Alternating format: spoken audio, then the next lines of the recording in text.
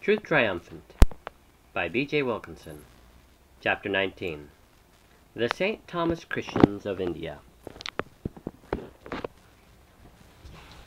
With all of its intolerance and its terrors, the Inquisition was set up at Goa, India, in the 16th century, and when it was resolved to subjugate the Syrian Church to papal jurisdiction, this relentless institution was used to overraw it and prevent the arrival of the bishops from Babylon. The subjugation was consummated by the Synod of the Emperor in 1599, and for nearly 2 generations Rome's tyranny endured until the splendid rebellion of the Assyrian Church at the Kunen Cross. In India, the land of color and romance, the gospel was proclaimed as early as it had been in India.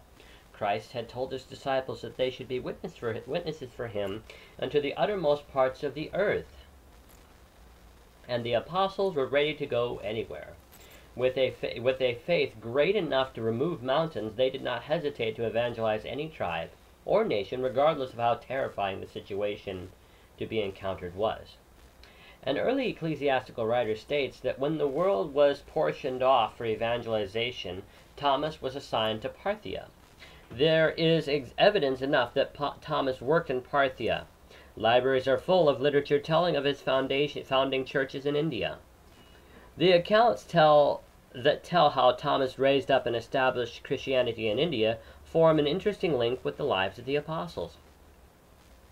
The Master chose young men as his disciples who were able to carry the work for many years after his crucifixion in AD 31. Paul was beheaded about 35 years later. Thomas was killed, some authorities state, in 72 off the west coast of India by the lance of Brahman. Evidence shows that the Apostle John, living to the ripe old age of 100 according to Jerome, must have heard all about the spiritual victories in India before he wrote his Gospel and the book of Revelation. Thomas and the Gospel in India. The question of whether Thomas ever labored in India or not has been discussed by many authors, and immense research has been done in the hope of arriving at an irrefutable conclusion. It is well known that if the church in wilderness ever suffered in any country, it certainly suffered in India. All are desirous of knowing who was the founder of the church.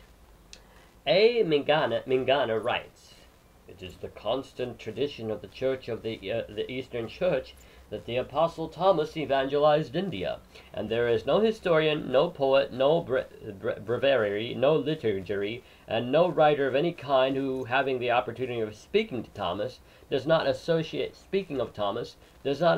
his name with India."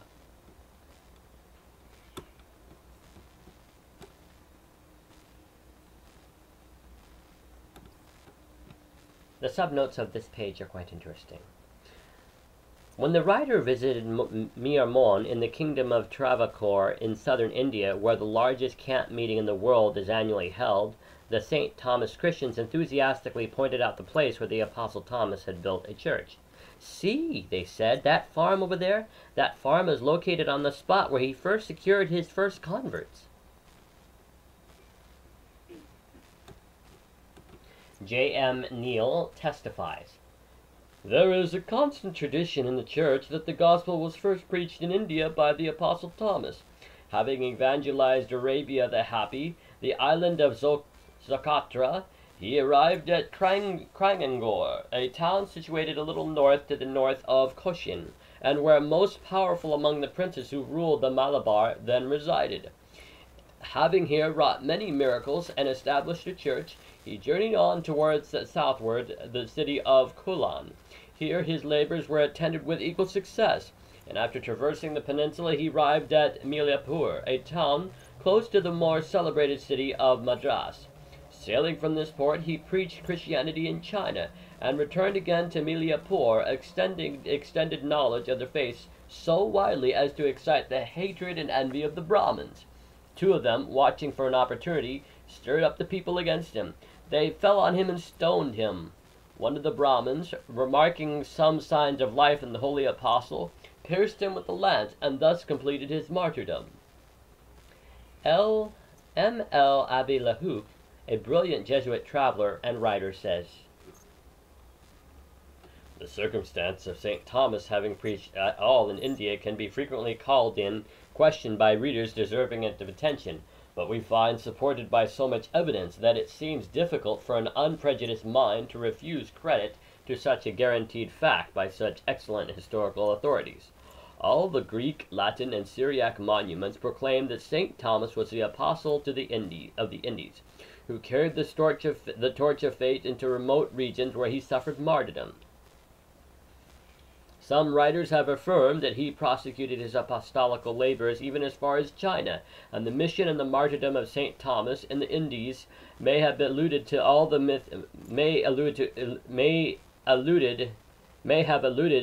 martyrologies and in the ancient liturgies, which form the most pure and authentic source of Christian tradition. W.F. Adeny, citing the origins of the Armenian and Abyssinian and Georgian churches, says, "The Syrian churches in India who claim St. Thomas as its founder, all of them independent churches in regions outside the Roman Empire, will claim our attention later on, because as they have remained in an independent existence, on to our own day we shall want to know something about the course of their history right down the centuries." The testimony of J.D.D. Orsay is this: "Amidst the clouds which cover the traditions of the Christians of St. Thomas, the following account seems to possess the greatest amount of probability, and the nearest approach to truth. After having established Christianity at Arabia Felix, and in the island of Dioscorides, now called Socotora, the holy apostle landed at Cranganore, at the time the residence of the most powerful king on the Malabar coast. We know from the historians that the Christian peoples, from Josephus and from the sacred books themselves, in an account of the miracle of Pentecost, that before the birth of Christ there went from Judea a great number of its inhabitants, and they were scattered throughout Greece, Egypt, and several countries of Asia. St. Thomas learnt that one of these little colonies had settled in a country adjacent to Cranangor. Love for his nation inflamed his zeal, and faithful to the command of Jesus Christ, who had enjoined his apostles to proclaim the faith to the Jews before turning to the Gentiles, he repaired to the country which his compatriots had chosen for their asylum. He preached to them the gospel, converted them, and changed their synagogue into a Christian church. This was the cradle of Christianity in India." Entrance of Christianity into India. In the days of Thomas the Apostle, one authority states, 120 great ships sailed from India for India from Egypt every year. As the witnesses to the vast trade carried on between Rome and those eastern countries before and after Christ, large quantities of Roman coins have been found in South India lands. Theodore Mommsen evaluated the Roman coinage sent annually to India as being worth 500,000 pounds sterling. There is therefore nothing to render improbable the pioneer evangelization of Parthia and India by the Apostle Thomas. "The sound went into all the earth, and the words into the ends of the world," the Apostle Paul could say in his day of those who had spread the gospel. Consider how many nations were represented at Jerusalem on the eventful day of Pentecost, and the character of their representatives. "Devout men, out of every nation under heaven," is the record. Who were they? Parthians, and Medes, and Elamites, and dwellers in Mesopotamia, Cretes, and Arabians. The story of Pentecost spread as if it were on the wings of the wind, when these visitors enthusiastically returned to their homes and hearths. Tradition claims that Thomas reached India soon after the Pentecost. Another situation which favored the rapid expanse of the gospel to the east was the dispersion of the Jews throughout Asia. The progeny of Abraham covered the east. There was hardly a land or a city where they had not gone. These descendants celebrated their holy days in a way which recalled their Jewish associations. The beginning of Christianity in Edessa, modern Urfa in Asia Minor, the first intellectual center for the spread of Christianity in the east, was among the Jews. In fact, the Jews for a long time formed a major portion of the infant church. Another medium for the for the diffusion of the gospel to the Orient was the Aramaic language. The Hebrew, Syriac, and Aramaic, the latter, Christ's native speech, were cognate languages. History tells that Josephus, the famous Jewish author in the days of the Apostles, wrote his Wars of the Jews first in Aramaic, later in Greek because of the large Aramaic reading constituency in the East. The Aramaic had widely penetrated the Parthian Empire, including Seleucia Ctesiphon, the brilliant Twi-Fi city capital of that empire. Christianity's early growth in India. Naturally, the Church of the East, looking back to Thomas as its founder, placed no value on the claim that Peter was the rock of the church which Christ would build his church upon, and that he would give his keys to Peter only. The difference between the Church of India in dating its origins from the Apostle Thomas and the Church of Rome in dating its origins from the Apostle Peter is a difference of doctrines and of practices. This contrast appears in the account given by the historian Gibbon of the first meeting between the Jesuits when they arrived on the coast of India and the St. Thomas Christians. He writes, "When the Portuguese first opened the navigation of India, the Christians of the St. Thomas had been seated for ages on the coast of Malabar. The title of Mother of God was offensive to their ears, and they measured with scrupulous avarice the honors of the Virgin Mary, whom the superstition of the Latins had almost exalted to the rank of a goddess. When her image was first presented to the disciples of St. Thomas, they indignantly exclaimed, 'We are Christians, not idolaters.'" How much the world owes to the brave stand made by the Christianity in India, man will never know until the judgment. For 600 years, the churches of southern India grappled successfully with dominant Buddhism. Then, for the succeeding 1,000 years, they contended with a degraded and wily Hinduism. But the real struggle began in the 17th century when the Jesuits, supported by the guns of Portugal, entered their parishes. It was not the missionaries from Rome, therefore, who first entered India.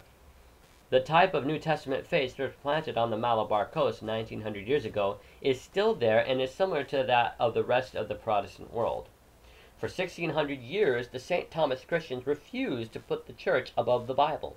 They found their starting point in the sacred scriptures, rather than the catchphrase that the church was instinct with heavenly life. They refused to accept the teaching that the clergy only and not the laity were capable of interpreting the Bible. Accordingly, they clung to the sacred writings as the only channel through which the saving and transforming influence of the Holy Spirit could work.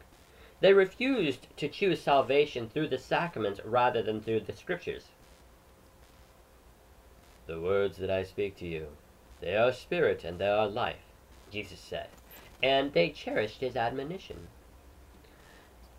Any attempt, Megana writes, to speak of early Christianity in India as different from the East Syrian Church, in our judgment, is bound to fail. Christianity in India constituted an integral part of the church that began to develop vigorously towards the end of the 1st century in the Tigris Valley. About this time, 3 great revolutions of significance took place. One in the bosom of Christianity, one in the Parthian Empire, and the third in the Roman Empire. The first revolution occurred when the Church of the East definitely broke with the West by electing Pappus of Seleucia as its independent supreme head in AD 285, thus recognizing the importance of a regular autonomous organization of its own. Why did this new Catholicos, 10 years after his election, make India into one of the grand ecclesiastical divisions of the world field and ordained David of Basra, famous for his learning, as the first supervising director of the new division? The answer is not far to seek. The Persians, led on by the fanatical Zoroastrianism, organized themselves with new strength, attacked and overthrew the Parthians. Here is a new situation for believers. As the victorious Persian Empire was intolerantly Zoroastrianism or Mithraistic, it was necessary for the Church of the East to meet the changed situation by a new setup of its own. This it did by electing Pappus as Catholicos, or supreme head of the church. The third revolution was the compromise of Christianity with paganism. The emperor, Constantine, saw it to his advantage to straddle the issue. The last pagan persecution of the New Testament believers was raging furiously when Constantine assumed the imperial purple and decreed the termination of religious hostilities. His Sunday law of 321 was a bait thrown to compromising Christians and an appeasement for Romans who glorified the deity exalted by the sun-worshipping Zoroastrians. But Constantine did not stop there. Persecution began anew. This time it was not against all Christians, but against those churches who were determined to defend the faith once delivered to the saints. They fled. The hatred of the Romans by the Persians meant hatred of the new Roman Christianity and sympathy for the gospel believers. Therefore, refugees, some of the best church members in Europe, followed in the steps of their brethren who were persecuted by pagan Rome 100 years previous, and joined the Church of the East. Following this growth of the Assyrian Church, a new migration of believers, composed of skilled mechanics, merchants, artisans, and clergy, left for India in 345. It is amazing to learn how quickly blindness settled over the hierarchy of the West after the Council of Nicaea. The Dark Ages, destined to overshadow papal lands for 1,000 years, drew on. In the East there was a light. The church in the wilderness was the ark which carried the sacred writings over the Apostolic age to the dawn of modern liberty. Claudius Buchanan, in his researches in the 1812, found among the St. Thomas Christians of the Malabar coast a copy of the Bible which he believes has been among them from the days of the Council of Nicaea. Thus he wrote, "In every church, and in as many of the private houses, here are manuscripts in the Syriac language, and I have been successful in procuring some old and valued copies of the Scriptures and other books, written in different ages and in different characters." He wrote in another city of Travancore, "In this place I have found a good many valuable manuscripts." Christianity in India during the Dark Ages. Upon report from India on the condition of the Malabar Christians, the Catholicos sent Thomas, a merchant, with clergymen, deacons, artisans, and skilled workmen, a company of 3,000 persons, to settle among the brethren in Travancore, in A.D. 345. The king of Malabar received them kindly and gave them social and commercial privileges of great value. Some believe that these privileges granted by King Perumal ranked these Christians and their disciples among the nobility. For more than 100 years, fresh bands of believers kept arriving from Persia. The reign of Shapur II, who was ruling Persia after the adoption of Christianity in the Roman Empire by Constantine, lasted more than 60 years. When Persia was at peace, primitive believers coming from the west were well treated, but in war it was different. The two empires being in conflict following the death of Constantine, it was therefore natural that Zoroastrians would be suspicious of all Christians and claim that they were spies in the pay of the Roman Empire. How India would be likely to become a haven of refuge for the persecuted is thus easily understood. That the existence of Christians in India appealed to the imagination of believers in India may be seen from the many references to the fact found in writings of the 2nd, 3rd, and 4th centuries. The evangelical and simple spirit shown by the high reverence of these Christians for the Holy Scriptures characterized them as neither papal nor Jewish. Mingana writes, "The 5th century opens with an Indian Christianity, which in such a state of development that she was able to send her priests to be educated in the best schools of the East Syrian Church, and to assist the doctors of that church in their revision of the ancient Syriac translations of the Pauline epistles." Thus the opening of the year A.D. 500 discloses communities of Assyrian Christians throughout India. Faithful in their evangelical missionary life, they assembled for worship on the Sabbath day. When priests from Rome entered India 1,000 years later, papal hatred stigmatized the persecuted church as Judaizers. These St. Thomas Christians watched carefully over the spiritual training of their children, having no higher purpose in life than for them to be ministers or missionaries. Their schools were on a level with the best schools of the world, and were far above those in many lands. The speedy and commodious passage by sea direct from Egypt to southern India, as well as from the Persian Gulf to the same destination, kept them in touch with thought and scholarship elsewhere. They did not ignorantly arrive at the doctrines they held, but founded their faith first on the fact that its transmission direct from the apostles, and secondly by prayer and devout study. This union of the Church of India with that of the Mesopotamia and Persia is rendered more evident by another scholar of the school of Edessa, Mana, bishop of Rewardashir, who wrote in Persian religious discourses, canticles, and hymns, and translated from Greek into Syriac the works. Hold on.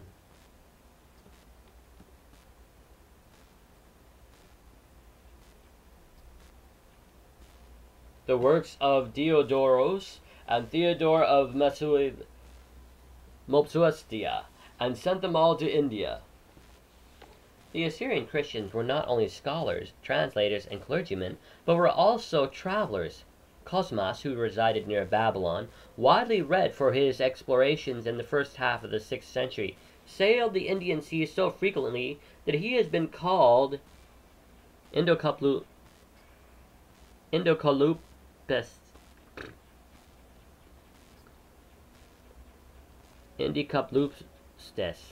Indian traveler. Cosmos was personally in touch with the patriarch of the Assyrian Church. In his famous passages revealing how far-flung was the Church of the East, of which he was a member, he says that there was an infinite number of churches with their clergy and a vast number of Christian people among the Bactrians, the Huns, the Persians, the Greeks, the Elamites, and the rest of the Indians. In relating his explorations of Celion, Cosmas tells that the island has a church of Persian Christians settled there, with a presbyter appointed from Persia and a deacon well furnished with all the necessary articles for public worship. Commenting on these facts, Mingana writes, "The above quotations from Cosmos prove not only the existence of numerous Christian communities among the many Central Asian people in India and surrounding districts, but also the subordination of all of them to the Nestorian Patriarch of Seleucia and Ctesiphon." What Cosmos wrote about the island of Socotra in the Indian Ocean, lying directly in the path of the sea travel from Egypt to southern India, is significant. He said that all the inhabitants were Syrian Christians. What his successor in travels, the famous Italian voyager Marco Polo, who belonged to the Papal Church, wrote concerning Socotra in 1295, long after Cosmas, to see the headquarters of the church removed from Seleucia to Baghdad, is also revealing.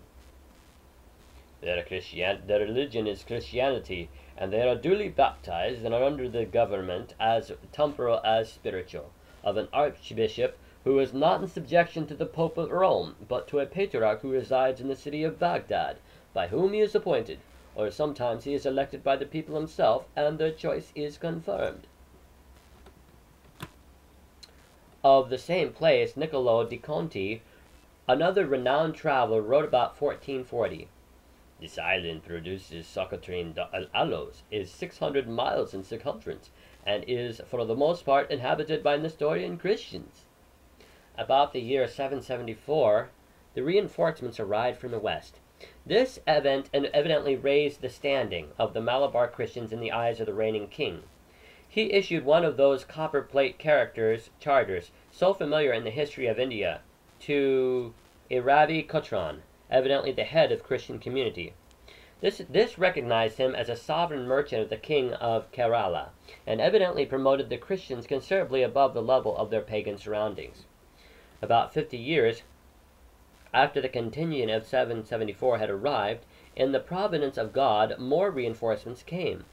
They evidently were an overflow of Christians in Persia, who by this time had grown to be a large proportion of population there. They declined to settle down selfishly in the midst of their homeland affluence. A contingent of outstanding men with their families left for Travancore. Though Mohammedanism by this time had become all-powerful in Iran, it had not yet made a dent in the greater part of India. Led by Prayer of Faith, two prominent leaders in the Church of the East conducted this Christian colony to the kingdom of Kerala. The date of these new arrivals was 822. They were received with honors, and a future status of power and privileges was accorded them in a charter of 5 copper plates. In a kingdom of India, then, still sufficiently strong to repel foreign invaders, came the new Christian recruits. The privileges granted at that time on the copper plates politically raised the native church to a position of independence in their pagan surroundings, socially placed them next to the Brahmins, and spiritually gave them freedom in religious life. All this reveals the strength of the church on the Malabar coast in the 9th century. Concerning their status 7 centuries later, William W. Hunter writes, "The Portuguese found them firmly organized under their spiritual leaders, bishops, archdeacons, and priests, who acted as their representatives in dealing with the Indian princes. For long they had Christian kings, and at a later period chiefs of their own. Spreading all over the land, they possessed an organization simple and workable as well as strong. Every community that was under a supreme spiritual director endeavored to maintain a college of advanced grades. From these institutions of learning, graduates went to the scholarly theological seminaries in Assyria. The Portuguese arrived about 1500. The Jesuits soon followed. Care was taken to burn all the records of these heretical communities, otherwise more details of the date and place could be given. Nevertheless, enough has come down from secular and church historians to give a real picture of their activities. There are also the observances made by the European and Moslem travelers. Marco Polo relates that there were 6 great kings and kingdoms in the heart of India, 3 of which were Christian. The other 3 belonged to Mohammedan. "The greatest of the 6, he said, is a Christian." The church in the wilderness in India continued to grow throughout the 19th century, the 13th, 14th, and 15th centuries. After that, it entered into its fatal struggle with the Jesuits. Mingana presents the important testimony of Marignoli, who in his recollections of Eastern travels speaks of Indian Christians as being the masters of steelyards and proprietors of the spices of South India. Niccolo di Conti, another traveler in India in the same century, tells us that the Nestorians were scattered all over India, like in the manner as the Jews among us. As indicative of the carefulness of the life they lived, Conti further reports that though they are spread all over India, they are the only exceptions in the matter of polygamy. He recounts that he met a man from North India who told him that there was a kingdom 20 days' journey distance from Cathay, North China, where the king and all the inhabitants were Nestorians, and that he had come to India to find out about these same Christians. Conti observes that the churches of the Christians in this kingdom, which he had described, were larger and more powerful than those in India. Louis of Varthema has written a most interesting book on his itinerary in southern Asia in the 15th century. He tells of the St. Thomas Christians which he met on the Malabar coast in 1505, and also describes the reputed tomb of St. Thomas, a short distance from Madras on the Coromandel coast. He recounts a curious story of the merchants of the St. Thomas Christians whom he met in Bengal as follows.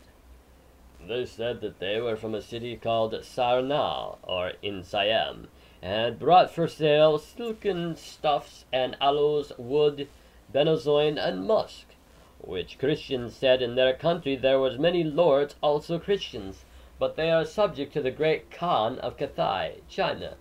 As to the dress of these Christians, they were clothed in Quebec jerkin made with folds, and the sleeves were quilted as with cotton. On their heads they wore a cap of a palm and a half, made of red cloth. These same men are as white as we are, and confess they are Christians. We departed thence and said the Christians, and went towards a city which is called Pego, in Burma, distant from Bengal, about 1,000 miles. On which the voyage we passed the Gulf of Martaban towards the south, and so arrived at the city of Pego. Barthema was of papal faith, and he recognized that the religion of the region of Pego was different. He says that the king has with him more than 1,000 Christians of the country which have been of mention to you, that is, Nestorians from Sarnau. He and his traveling companions struck a bargain with the Christians that they should act like guides when they visited the islands of Sumatra, Java, Borneo, and Maluku. It is characteristic of this outstanding missionary church that its members were not content with having planted seeds of their faith in Persia, India, and China, but that they also extended their work down the Malacca Strait over into Sumatra, Java, Borneo, and the Spice Islands. It is written that the Catholicos in 1503 ordained 3 metropolitans and sent one to India, one to China, and one to Java. These churches held fast throughout the years to the simple faith which no doubt came down to them from the Apostle Thomas. Having won great victories over heathenism, they were now to sustain their greatest trial as the Jesuits began arriving in the 16th century. There are some interesting footnotes in this chapter which I'd like to include.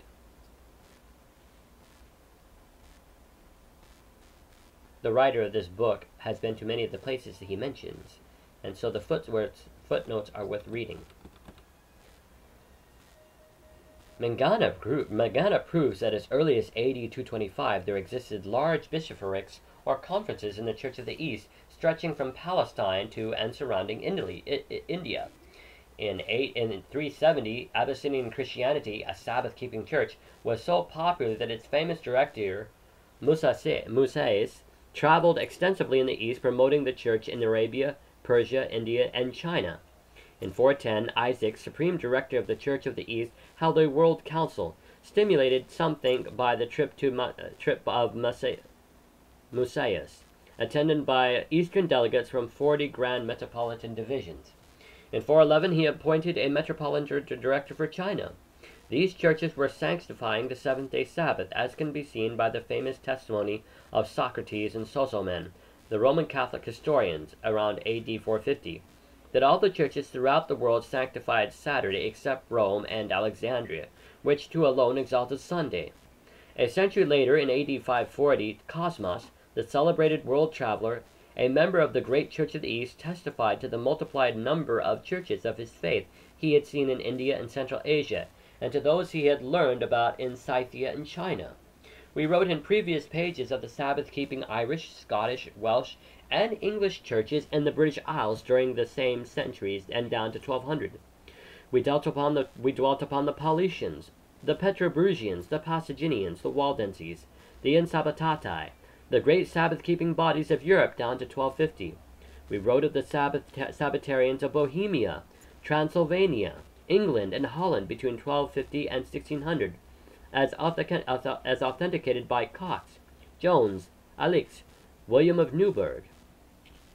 We have mentioned the innumerable Sabbath-keeping churches of the Greeks, Abyssinians, Arminians, Marianites, Jacobites, Scythians, and the great Church of the East, also from AD 1250 to 1600, with supporting evidence from competent authorities. The doctrines of all these Sabbath-keeping bodies throughout the centuries were comparatively pure, and the lives of their members were simple and holy. They were free from the unscriptural ceremonies which arose from following tradition. They received the Old Testament, and the whole Bible was their authority.